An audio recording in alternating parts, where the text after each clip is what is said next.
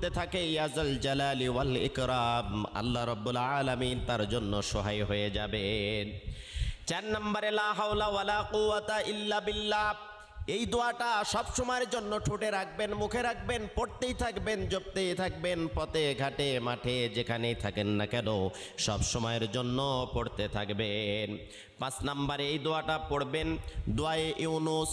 যত কঠিন বিপদ হোক না কেন, ইউনুস আলাইহিসসালাতু ওয়াসসালাম থেকে শুরু করে ইব্রাহিম আলাইহিসসালাতু ওয়াসসালাম থেকে শুরু করে যত সাহাবায়ে কেরাম থেকে শুরু করে নবীরা যত বিপদে পড়েছেন, এই দোয়াটার আমল যদি আপনি করতে পারেন আপনিও বিপদ থেকে হেফাজত পেয়ে যাবেন।